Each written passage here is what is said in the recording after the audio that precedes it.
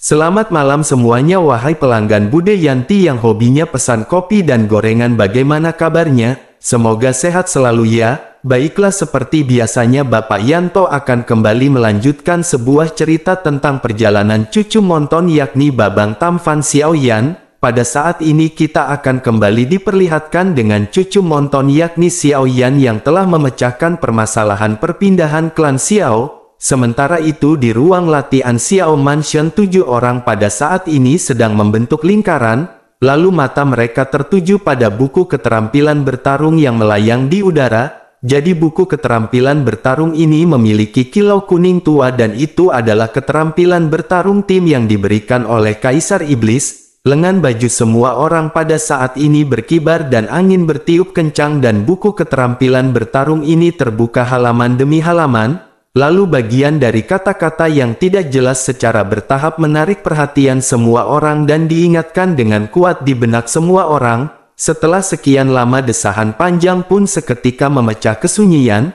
Kemudian Nan Erming tidak bisa menahan desahan ketika dirinya berkata, tentu saja itu adalah keterampilan bertarung kuno yang tidak tertandingi. Melihatnya saja sudah membuat dirinya membuka mata. Lalu Xiao Zhan juga pada saat kami menggaruk bagian belakang kepalanya dan mengangguk, dirinya berkata bahwa keterampilan bertarung ini terlalu sulit untuk dipahami. Sementara itu mata Ziying dan King Mu'er juga menunjukkan kebingungan tentang keterampilan bertarung ini. Sementara itu Xiao Yan yang memiliki pengalaman dalam pengembangan keterampilan bertarung yang sangat maju, pada saat ini Xiao Yan paling banyak berbicara dalam aspek ini. Xiao Yan berkata bahwa hal itu masuk akal bagi semua orang untuk memahami untuk sementara waktu, tetapi sebenarnya jika mereka membagi keterampilan bertarung ini menjadi beberapa langkah, maka keterampilan bertarung ini tiba-tiba akan menjadi jelas. Tentu saja keterampilan bertarung ini adalah formasi dan melalui kerjasama gerak kaki dan koordinasi kekuatan spiritual dengan fluktuasi yang konsisten. Lalu mereka akan dapat saling meminjam doki dan menjadi seperti satu orang. Menanggapi hal itu Xiao Zhan menepuk pahanya dan ketika melompat, dirinya berkata bahwa dirinya telah mengerti ketika Tuan Muda Xiao Yan mengatakan hal itu. Jadi sebaiknya mereka sekarang melatih gerakan kaki terlebih dahulu dan setelah itu latih koordinasi kekuatan spiritual. Oleh karena itu pada saat ini mereka akan bisa segera memulainya. Mendengar hal itu Xiao Yan pun tersenyum dan mengangguk hingga tidak lama kemudian ada langkah kaki yang sedikit kacau di ruang latihan. Semua orang pada saat ini segera melatih kaki terlebih dahulu untuk meresonansi, dan tidak diketahui berapa lama telah berlalu dan di mana langkah orang-orang ini mendarat. Saat ini energi tidak terlihat dari dunia samar-samar membentuk pola misterius. Tentu saja semua orang pada saat ini tiba-tiba bisa merasakan telepati yang tidak terlukiskan di antara satu sama lain. Kemudian semua orang pun mengangkat alis mereka dengan gembira dan mata mereka tertuju kepada Xiao Yan. Lalu Xiao Yan pun berkata bahwa pelatihan kaki ini telah berhasil dan kombinasi kekuatan spiritual akan mereka praktikan selanjutnya. Tentu saja koordinasi kekuatan spiritual jauh lebih sederhana daripada koordinasi gerakan kaki, oleh karena itu hal ini tidak akan membutuhkan terlalu banyak waktu bagi mereka berlatih. Jadi budidaya keterampilan bertarung tim Xiao Yan pada saat ini telah mencapai kesuksesan kecil, sehingga Xiao Yan berdiri dalam formasi dan merasakan berbagai emosi yang datang dari hati orang-orang lainnya. Xiao Yan pada saat ini merasa sedikit bersemangat. Lalu akhirnya setelah selesai Xiao Yan pun berkata agar mereka pada saat ini segera mencoba kekuatannya. Kemudian pikiran Xiao Yan pun segera melonjak dan energi doki dari semua orang dengan cepat bergabung ke dalam tubuh Xiao Yan di bawah daya tarik energi misterius. Di tengah suara siulan ini doki Xiao Yan pun berfluktuasi dengan cepat. Lalu Xiao Yan seketika mencapai tahap pertengahan bintang 6 dalam sekejap. Dan di bawah tatapan kagum dan tetap semua orang fluktuasi doki Xiao Yan tidak berangsur-angsur merendah sampai tahap akhir ke bintang ke-6 Dodi. Xiao Yan pun bergumam bahwa masih ada jarak dari puncak bintang ke-6 Dodi, dan mungkin karena mereka belum menguasai keterampilan bertarung mereka. Selain itu mereka juga tidak dapat sepenuhnya mengirimkan doki masing-masing. Setelah itu Xiao Yan menahan rasa sakit yang disebabkan oleh perluasan meridian yang cepat, lalu pedang kuno api surgawi Xiao Yan pun segera terlempar sesuka hati. Xiao Yan beberapa kali mengayunkan pedangnya untuk menguji kekuatannya. Melihat adegan ini semua orang pun tertegun dan butuh waktu lama untuk pulih. Xiao Zhan pun bergumam meskipun fluktuasi Doqi Tuan Muda Xiao Yan belum mencapai puncak bintang ke-6. Akan tetapi pukulan yang baru saja dirinya lesatkan telah mencapai puncak bintang ke-6. Selain itu pukulan ini adalah pukulan yang dilesatkan secara acak oleh Tuan Muda Xiao Yan. Dan jika mereka telah mengembangkan keterampilan bertarung ini hingga sukses besar, maka mungkin saja kekuatan tempur Tuan Muda Xiao Yan akan mendekati bintang 7 atau bahkan mencapai tahap awal bintang ke-7. Mendengar hal tersebut Nan Erming pun pada saat ini sedikit bersemangat, dirinya pun segera berkata jika begitu permasalahannya mereka harus berlatih dengan cepat, tentu saja mereka harus segera melatih keterampilan bertarung tersebut hingga sukses besar. Sementara itu di sisi lain setelah mendengar perkataan ini Xiao Yan pun seketika berpikir, tidak lama setelah itu energi Doqi di tubuh Xiao Yan dengan cepat segera ditransfer ke arah Xiao Zhan. Setelah Xiao Zhan mencoba semua orang pun lanjut mencoba secara bergantian. Setelah selesai Xiao Yan segera bertanya kepada semua orang, jadi bagaimana perasaan mereka? Menanggapi hal itu Xiao Zhan segera berkata bahwa kekuatan mereka berlima tidak sebaik Tuan Muda Xiao Yan dan Long Yi, dan tampaknya peningkatan kekuatan ini juga terkait dengan fisik si penggunanya. Menanggapi hal itu Nan Erming yang terengah-engah segera memiliki ke arah King Mu'er dan yang lainnya. Dirinya segera berkata bahwa ini tidak hanya terkait tetapi itu adalah faktor yang sangat penting, apalagi tubuh adalah wadah sebagai pembawa Doqi. Lalu Tuan Muda Xiao Yan, Long Yi dan Xiao Zhan semuanya dapat menerima Doqi dari semua orang, sehingga dengan begitu mereka dapat menggunakan kekuatan yang lebih kuat dari yang lainnya. Jadi di antara mereka semua Tuan Muda Xiao Yan dan Long Yi adalah orang yang memiliki fisik yang lebih baik. Oleh karena itu mereka tentu saja akan lebih baik jika dibandingkan dengan Xiao Zhan. Sementara Ziyin, Nan Erming, Feng Feng dan Nona King Mu'er tidak dapat dibandingkan dengan mereka semua yang memiliki fisik yang kuat. Mereka dapat menerima infus energi Doqi dalam jumlah yang besar. Akan tetapi meridian mereka tidak tahan dan ketika mereka bergerak, mereka benar-benar menekan energi Doqi yang mengamuk di dalam tubuh, oleh karena itu mereka jadi lebih lemah. Mendengar perkataan dari Nan Erming ini Xiao Yan pada saat ini merasakan khawatir dan melirik ke arah Ziying dan King Mu'er, melihat bahwa mereka baik-baik saja Xiao Yan pada akhirnya menghela nafas lega. Setelah itu Xiao Yan pun akhirnya segera membuka mulutnya dan berkata, jika mereka tidak mengontrol jumlah output energi itu akan dapat menyebabkan kerusakan meridian masing-masing. Oleh karena itu langkah mereka selanjutnya dalam latihan adalah seseorang harus memahami kecepatan di mana setiap orang dapat mentransmisikan pertempuran Doqi. Semua orang pun mengangguk hingga akhirnya mereka kembali melanjutkan pelatihan. Waktu pun terus berlalu di mana Xiao Yan dan yang lainnya akhirnya mencapai sukses besar dalam keterampilan bertarung tim, dan seperti yang diperkirakan Xiao Yan sebelumnya setelah Doqi tim ditransmisikan sepenuhnya, maka Xiao Yan memang memiliki kekuatan tempur bintang 7 atau bahkan menyentuh tahap awal bintang 8 Dodi. Xiao Yan merasa tubuhnya pada saat ini dipenuhi dengan energi dan Xiao Yan benar-benar sangat senang. Di sisi lain Nan Erming mengingatkan meskipun keterampilan bertarung ini kuat, namun dirinya juga memiliki batasan tertentu, karena yang pertama jarak di antara mereka tidak boleh terlalu jauh satu sama lain. Selain itu teknik ini juga menghabiskan banyak Doqi dan tidak bisa bertahan lama, oleh karena itu terkecuali teknik ini benar-benar diperlukan maka mereka tidak boleh menggunakannya sembarangan. Mendengar hal itu Xiao Yan pun tertawa dan berkata bahwa ini adalah kartu andalan mereka. Ketika mereka menghadapi bahaya besar mereka harus melakukan apa yang harus mereka lakukan.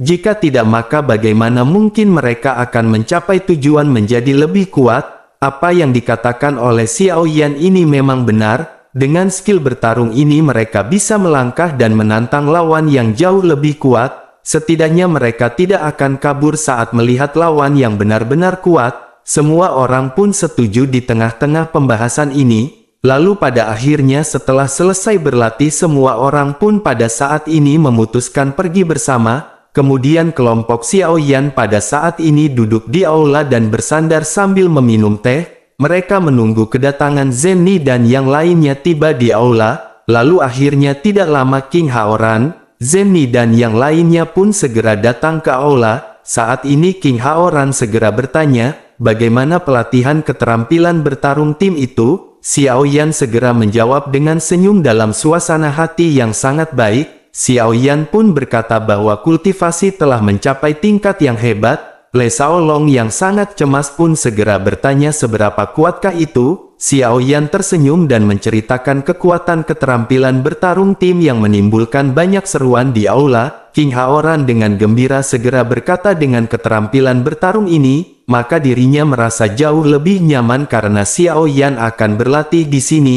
Menanggapi hal itu Xiao Yan pun mengangguk sebelum akhirnya mata Xiao Yan menatap ke arah Zenny dengan sedikit pertanyaan. Sementara itu Zenny pada saat ini segera tiba-tiba tersadar, dirinya berkata bahwa dirinya sangat bahagia hingga dirinya hampir lupa sesuatu. Zenny lanjut menjelaskan bahwa Huoli mengirimkan informasi pertamanya, dirinya mengatakan bahwa Pil Palace sekarang memperhatikan dengan seksama relokasi keluarga Xiao ke wilayah tersebut. Meskipun masih ada pengawasan terhadap keluarga Xiao namun tampaknya mereka tidak seketat itu. Selain itu kali ini Zenny meminta Lang Tian untuk menemui Huoli. Lang Tian memberitahu Huoli bahwa dirinya sangat yakin bahwa Tuan Muda Xiao Yan dapat mencari keadilan untuk klan iblis pil mereka. Zenny dapat melihat bahwa Huoli bahkan lebih percaya pada Tuan Muda Xiao Yan pada saat ini. Selain itu hal ini juga benar-benar menarik karena keduanya juga bertukar teknik pemurnian obat. Setelah Huoli pergi Lang Tian memberitahu Zenny bahwa Huoli sangat berbakat dalam pemurnian obat. Jika begitu permasalahannya sepertinya kemampuan dari Huoli tidak akan kalah dengan Lang Tian. Jika dirinya dapat memiliki sejumlah besar bahan obat untuk disia-siakan, maka Lang Tian berpikir bahwa Huoli setidaknya bisa menjadi bintang 7 alkemis. Lang Tian juga mengatakan bahwa Tuan Muda Xiao Yan benar-benar telah menemukan harta bagus lainnya. Selain itu Jin Wu Chen yang telah mengetahui semua orang yang mencurigakan di sekitar Xiao Mansion selama ini, tapi mata-mata dari badan intelijen belum menembus pasukan kelas 1 di benua Dodi. Oleh karena itu dirinya tidak bisa membantu mengenai informasi Pil Palace, klan iblis jiwa bahkan hingga aliansi bayangan. Mendengar hal ini Xiao Yan pada saat ini benar-benar cukup puas. Xiao Yan akhirnya segera berbicara dengan penuh senyum di wajahnya. Xiao Yan berkata bahwa selama Huoli benar-benar melakukan sesuatu untuk Xiao Mansion, dan dengan Huoli di Pil Palace tidak akan menjadi ancaman besar bagi mereka, di masa depan ketika Pil Palace tidak lagi menjadi ancaman bagi Xiao Mansion, maka tanyakan padanya apakah dirinya bersedia datang ke Xiao Mansion. Karena Xiao Yan akan membantu Huoli jika dirinya ingin meningkat ke alkemis tingkat 7 atau bahkan ke tingkat ke-8. Selain itu Jin Wu Chen juga sangat baik dan dirinya telah menemukan semua mata-mata di sekitar Xiao Mansion dengan begitu cepat. Sementara untuk penempatan mata-mata di Pil Palace, klan iblis jiwa dan aliansi bayangan, tentu saja Xiao Yan menyadari pasti tidak akan mungkin bisa secepat itu untuk diterapkan. Xiao Yan menyadari untuk sampai ke tahap tersebut memang membutuhkan waktu untuk berkembang. Dalam menanggapi hal tersebut Zenny pun seketika mengangguk setuju. Setelah itu Zenny mengubah topik pembicaraan dan bertanya kepada Xiao Yan. Zenny bertanya kapankah mereka akan menjalankan misinya keluar keruntuhan kuno. Menanggapi hal tersebut Xiao Yan menggelengkan kepalanya dan tersenyum kecut. Xiao Yan pun menoleh ke arah kelompoknya dan pada saat ini melihat ke arah King Mu'er dan Xiao Zhan. Keduanya terlihat seperti sedang mengasah pisau mereka dan tidak sabar untuk bertempur. Akhirnya Xiao Yan pun tertawa keras dan berdiri sebelum akhirnya lanjut berbicara. Xiao Yan berkata karena ini permasalahannya maka baiknya mereka segera keluar sekarang. Setelah itu Xiao Yan pun segera berkata kepada King Haoran. Xiao Yan berkata agar saudara King Haoran jangan khawatir terhadap King Mu'er. Xiao Yan pasti akan menjaga King Mu'er dengan baik. Menanggapi hal tersebut, King Haoran pun tersenyum lebar dan berbicara. Dirinya berkata tentu saja dirinya pada saat ini tidak khawatir. King Mu'er adalah istri Xiao Yan yang pada saat ini belum dinikahi. King Mu'er pergi bersama Xiao Yan untuk berlatih, oleh karena itu mengapa King Haoran harus khawatir tentang hal ini? Semua orang pun tertawa sementara Xiao Yan pada saat ini tersipu malu. Xiao Yan yang melirik ke arah King Mu'er dengan malu-malu tetapi senang. Xiao Yan merasakan rasa manis di dalam hatinya tanpa alasan. Lalu akhirnya ketujuh orang kelompok Xiao Yan diam-diam meninggalkan Xiao Mansion dalam kegelapan. Saat ini mereka berlari kencang ke arah yang ditunjukkan oleh peta dengan cepat. Lalu beberapa hari kemudian mereka pun masih jauh dari tujuan. Kemudian kelompok Xiao Yan beristirahat sementara di gunung dan melihat malam yang sangat luas. Lalu Nan Erming mengerutkan kening dan berkata bahwa dirinya selalu merasa sedikit tidak nyaman. Mendengar hal itu Xiao Yan pun segera bertanya mengapa bisa seperti itu. Nan Erming pun segera berkata, pernahkah Tuan Muda Xiao Yan berpikir bahwa lokasi yang ditandai di peta ini adalah puncak? Tempat ini benar-benar begitu jelas. Selain itu setelah ribuan tahun yang tidak terhitung jumlahnya, bukankah orang-orang pasti sudah pernah ke sana terlebih dahulu?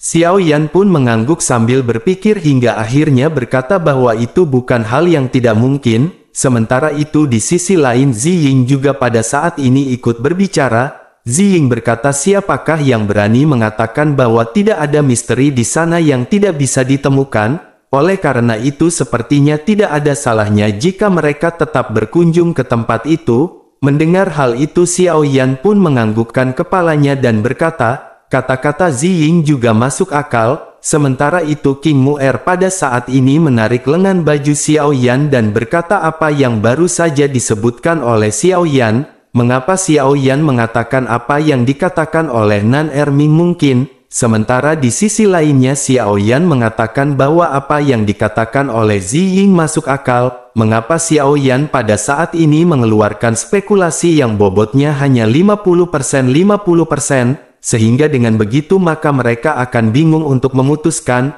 Xiao Yan hanya nyengir setelah mendengar ocehan dari King Mu'er. Lalu di sisi lain Nan Erming bergumam sepertinya satu-satunya cara untuk membuktikan hal ini mereka harus benar-benar pergi. Semoga saja benar-benar ada reruntuhan kuno dan tempat di dalamnya tidak kosong dari harta karun. Menanggapi hal itu Xiao Yan pun tersenyum dan berkata, mungkin mereka tidak perlu pergi jauh-jauh untuk membuktikannya. Semua orang pun seketika menatap ke arah Xiao Yan dengan penuh kebingungan. Melihat hal ini Xiao Yan pun segera berkata, apakah mereka lupa bahwa Xiao Yan sekarang memiliki badan intelijen tambahan? Selain itu para personil badan intelijen tersebar di seluruh benua Dodi. Mata semua orang tiba-tiba menyala setelah menyadari apa yang dimaksud oleh Xiao Yan. Melihat semua orang yang mengerti Xiao Yan pun menganggukkan kepalanya. Xiao Yan berkata bahwa mereka akan mengerahkan badan intelijen dan meminta Jin Wuchen untuk memerintahkan personel intelijen terdekat menyelidiki terlebih dahulu. Hal itu bertujuan untuk mengetahui apakah reruntuhan kuno telah ditemukan di sana. Selain itu mereka juga akan membantu kelompok Xiao Yan menanyakan situasi di sana terlebih dahulu. Dengan begitu akan sangat baik dan mereka benar-benar bisa menyusun rencana terlebih dahulu. Semua orang pun mengangguk dan merasa lega hingga akhirnya Xiao Yan segera berbicara. Xiao Yan berkata pada saat ini dirinya akan segera menghubungi Jin Wuchen. Lalu singkat cerita beberapa hari kemudian di sebuah kota yang sangat terpencil Xiao Yan menerima biografi dari Jin Wuchen. Melihat isi biografi tersebut dan wajah Xiao Yan agak rumit. Terkadang ekspresi Xiao Yan terlihat bahagia tetapi terkadang juga terlihat khawatir. Semua orang pada saat ini benar-benar kebingungan hingga akhirnya King Mu'er mau tidak mau segera bertanya bagaimana situasinya. Xiao Yan pun segera mengeluarkan 3 potong foto dari cincin penyimpanannya dan menyatukannya di depan semua orang. Setelah itu Xiao Yan berkata bahwa dirinya telah bertanya kepada Jin Wuchen untuk mengirim seseorang memeriksa area yang ditandai di peta. Xiao Yan pun menjelaskan semua informasi yang telah diberikan oleh Jin Wuchen dan hingga akhirnya mereka memutuskan untuk segera pergi. Mereka pun pergi ke kota terdekat mencari lubang cacing dan keluar dari lubang cacing terakhir beberapa kali. Setelah mencapai kota Suantian di ujung paling utara benua Dodi, lalu sosok Xiao Yan dan yang lainnya pun seketika keluar dari lubang cacing. Begitu keluar, semua orang segera beradaptasi dengan suhu yang sangat rendah dan semua orang melihat sekeliling. Xiao Zhan bergumam bahwa tempat sialan ini benar-benar sangat dingin. Semua orang melihat bahwa seluruh kota Suantian diselimuti oleh awan kabut. Tempat ini tertutup es dan salju dan berpenduduk sedikit. Bangunan di kota ini juga semuanya terbuat dari abu-abu besar berwarna coklat batu bata. Tempat ini benar-benar sangat sunyi dan hanya sesekali mereka dapat mendengar raungan beberapa burung dan hewan spiritual. Menurut Jin Wu Chen masih ada jarak yang harus mereka tempuh ke Gunung Qilin di Wuhuan. Akhirnya setelah membuat keputusan, Xiao Yan pun terbang menjauh ke arah yang dituju diikuti semua orang. Sementara itu di sisi lain di sebuah restoran tertinggi di kota Suantian, seseorang sedang menikmati beberapa hidangan kecil dan minuman anggur. Tiba-tiba melalui celah di panel matanya tertuju kepada Xiao Yan dan yang lainnya. Sosok ini sedikit terkejut dan dirinya buru-buru bangkit sebelum akhirnya menjatuhkan beberapa koin pola naga di atas meja dan bergegas melawan angin dan salju melesat menjauh. Ketika sosok ini melesat pergi, terlihat sebuah kuali kecil yang terbakar samar-samar di dada jubah putih di dalam mantel beludrunya. Singkat cerita, dalam sekejap mata lebih dari sebulan kemudian Xiao Yan dan kelompoknya masih melesat kencang di langit. Ekspresi mereka secara bertahap pada saat ini menunjukkan ketidaksabaran. Di sepanjang jalan yang sepi dari waktu ke waktu juga sosok monster muncul di antara bukit-bukit. Lalu 11 hari kemudian semua orang akhirnya tiba di dekat tempat yang ditunjukkan di peta. Kemudian sejauh mata memandang ada 5 puncak yang tertutup salju yang menjulang di antara pegunungan. Mereka segera menyadari seharusnya ini adalah Gunung Wuhuan Qilin yang disebutkan oleh Jin Wu Chen. 5 puncak Gunung Qilin ini berbentuk cincin dan ada rantai di antara kelima puncaknya. Tidak lama setelah itu Xiao Yan segera melihat peta dan berkata bahwa puncak di tengah adalah tempat gua kuno yang mereka cari. Melihat tanda yang berada di peta, seharusnya gua berada di lereng gunung yang tertutup awan dan kabut dan sulit ditemukan. Menanggapi hal tersebut, King Mu'er pun segera bertanya mengapa tidak mereka segera naik dan mencari gua tersebut. Sementara itu Xiao Yan menghela nafas dan berkata agar melihat iklim dan ketebalan salju yang ada di sini. Diperkirakan salju di gunung ini belum pernah mencair selama tahun yang tidak terhitung jumlahnya. Dengan begitu pintu masuk dari gua juga pasti sudah tertutup oleh tumpukan salju. Menanggapi hal tersebut, Xiao Zhan pun berkata bahwa ini adalah sebuah hal yang baik. Hal ini memungkinkan gua tersebut belum pernah ditemukan oleh orang lain. Xiao Zhan yang tampak sangat bersemangat pun segera mendesak Xiao Yan. Jika begitu permasalahannya mereka harus cepat naik. Mereka harus menyingkirkan semua salju di area itu sesuai dengan perkiraan lokasi yang ditandai di peta. Semua orang pun setuju dan berkata bahwa ini hanyalah salju dan mereka hanya perlu mendorongnya. Melihat semua orang yang hendak bergegas, Xiao Yan pun segera memerintahkan mereka untuk menunggu sebentar. Xiao Yan melihat ke arah kerumunan yang ingin mencoba maju dan Xiao Yan mengangkat sedikit alisnya. Xiao Yan lanjut berkata bahwa dirinya selalu merasa gunung ini tidak sesederhana yang dipikirkan. Tidak peduli bentuknya atau rantai besi, hal ini terlalu tidak biasa dan mereka harus mengamati terlebih dahulu. Begitu perkataan ini terjatuh, kekuatan spiritual Xiao Yan pun segera menyebar dengan cepat. Setelah beberapa saat wajah Xiao Yan pada saat ini seketika menjadi serius. Semua orang pun bertanya dengan tergesa-gesa, apakah ada yang salah? Xiao Yan pun segera menjelaskan bahwa kekuatan spiritualnya telah menutupi 5 puncak salju. Sekarang kecuali monster yang duduk di puncak setiap gunung salju, maka tidak ada monster lain di pegunungan, dan hanya ada beberapa monster di tepi salju yang berada di puncak, tetapi mereka tidak berperingkat terlalu tinggi. Semua orang seketika terkejut setelah mendengar perkataan dari Xiao Yan. Xiao Zhan pun segera bertanya, berapakah kekuatan dari monster-monster ini? Xiao Yan segera berkata bahwa mereka semua adalah puncak bintang ke-6 Dodi, tetapi Xiao Yan tidak tahu monster jenis apakah mereka ini. kelima monster ini tidak dapat dibedakan satu sama lain dalam hal penampilan, lalu tubuh mereka seputih batu giok dan mereka memiliki kepala yang terlihat seperti harimau atau singa. Kemudian ada sepasang tanduk binatang yang panjang di kepala mereka dan sepasang pupil berwarna hijau zamrud. Tubuh mereka sangat besar dan Xiao Yan memperkirakan mereka memiliki panjang ratusan meter. Selain itu di tubuh mereka juga pada saat ini ditutupi oleh sisik yang keras. Lalu keempat kaki mereka juga sangat tebal seperti pilar baja. Dan satu-satunya perbedaan yang ada di antara mereka adalah warna dari tanduk masing-masing. Setelah mendengarkan penjelasan Xiao Yan ini mata King Mu'er seketika berkelebat. King Mu'er pun akhirnya segera berkata, jika mendengar penjelasan dari Xiao Yan, maka sepertinya bentuk fisik dari monster ini merujuk ke arah unicorn salju yang telah lama menghilang di benua Dodi. Mendengar hal tersebut Xiao Yan pun seketika tercengang dan semua orang juga pada saat ini sangat penasaran. Sementara itu King Mu'er pada saat ini segera menjelaskan bahwa dirinya telah melihat informasi tentang unicorn salju ini di buku rahasia keluarganya. Unicorn salju adalah binatang purba tipe S yang tidak terlalu kuat secara individu, tetapi mereka jarang bertindak sendiri dan mereka selalu bersatu. Selama satu pihak dalam kesulitan maka yang lain akan memberikan hidup mereka untuk membantunya. Selain itu karena darah unicorn salju selalu terhubung satu sama lain, maka selama mereka bertemu tentu saja mereka dapat mengaktifkan semacam serangan gabungan yang mengorbankan nyawa yang terbakar. Selain itu serangan gabungan ini benar-benar sangatlah kuat.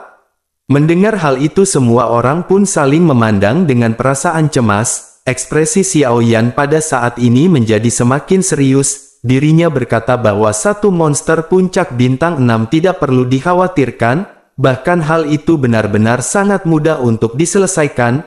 Akan tetapi pada saat ini ada 5 dan itu juga dapat mempromosikan keterampilan tempur gabungan. Jika begitu permasalahannya kekuatannya pasti tidak kalah dengan Dou di tahap awal bintang ke-7.